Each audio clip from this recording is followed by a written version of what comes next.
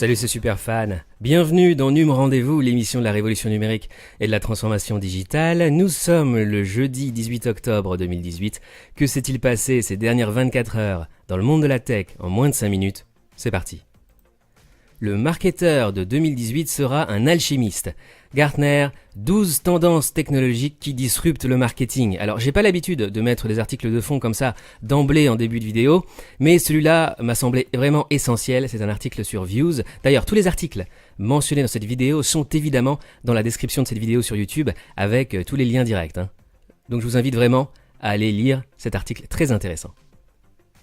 Replay, le nouveau projet de Facebook, serait un boîtier avec caméra pour votre télévision. Donc ça, on en a déjà parlé ces derniers jours, mais l'actu du jour. Surprise! Facebook collectera des données personnelles avec son enceinte connectée Portal. Est-ce vraiment une surprise? Facebook reconnaît que les données collectées par Portal pourraient être utilisées à des fins publicitaires. Facebook met à jour son algorithme et rétrograde les contenus plagiés. Facebook pénalise les posts au contenu dupliqué dans son fil d'actualité. Facebook Instant Games arrive dans les groupes et Facebook Lite. Alors, Instant Games, en fait, ce sont des mini-jeux vidéo sur Facebook. Et Facebook Lite, c'est la version allégée de l'application Facebook pour mobile. Facebook accusé de mentir sur les stats vidéo depuis plus d'1 an. Facebook aurait volontairement grossi les métriques de ses vidéos, notamment le nombre de vues, depuis plus d'1 an. Pinterest déploie une fonctionnalité shopping. Pinterest lance de nouvelles épingles produits pour simplifier les achats. Marionneau lance le click and collect en 1 heure. Twitter va indiquer quand un tweet signalé a été supprimé. Twitter va montrer aux utilisateurs quand des tweets supprimés le sont pour violation de la politique de Twitter. Google va taxer les fabricants qui n'installeront pas Chrome et Search. Uber espère réaliser la plus grosse entrée en bourse du secteur technologique. Tesla, des bonus loufoques à débloquer en faisant acheter des voitures à des amis. Vente privée rachète la start-up Daco, spécialisée dans l'analyse concurrentielle. Nvidia veut révolutionner l'imagerie médicale grâce à l'intelligence artificielle, sans remplacer l'humain. GitHub veut que l'intelligence artificielle aide les développeurs à coder. Alors, entre nous, l'intelligence artificielle va remplacer les développeurs dans quelques années puisque l'IA code déjà en 2018 et arrive à coder des sites entiers. Mazar s'appuie sur la réalité augmentée pour recruter des millennials. Les bonbons Haribo s'animent en réalité augmentée pour Halloween. La CNIL fait le bilan sur les violations de données personnelles à l'ère post-RGPD.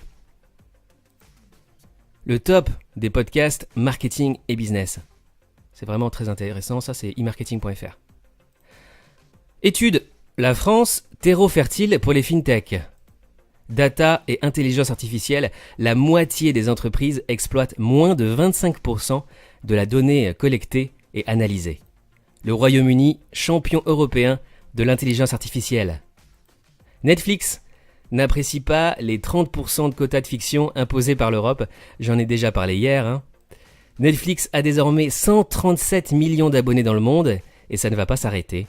Netflix gagne 7 millions d'abonnés au 3e trimestre.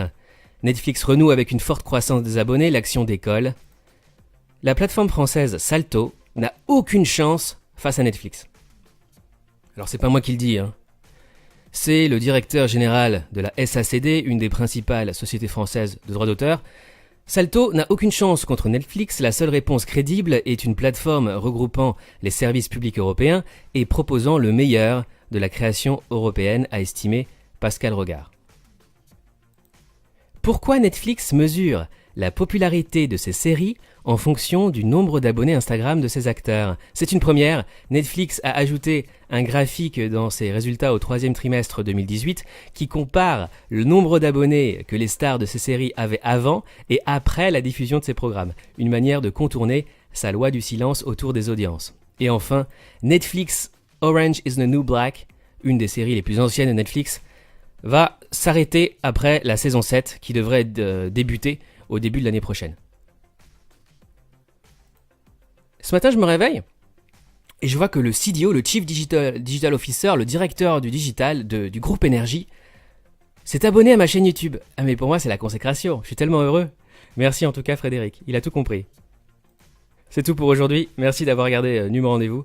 Pour des news tech du mardi au samedi, abonne-toi à ma toute nouvelle chaîne YouTube Fan Rendez-vous. Et pour des news mises à jour en temps réel 24h sur 24, 7 jours sur 7, j'ai 3 comptes Twitter pour ça. NumRDV, mon compte en français, TechRDV, mon compte en anglais, et MarketingRDV, mon compte sur le marketing digital. À demain pour un nouveau Num Rendez-vous. Et d'ici là, passe une très belle journée. Salut!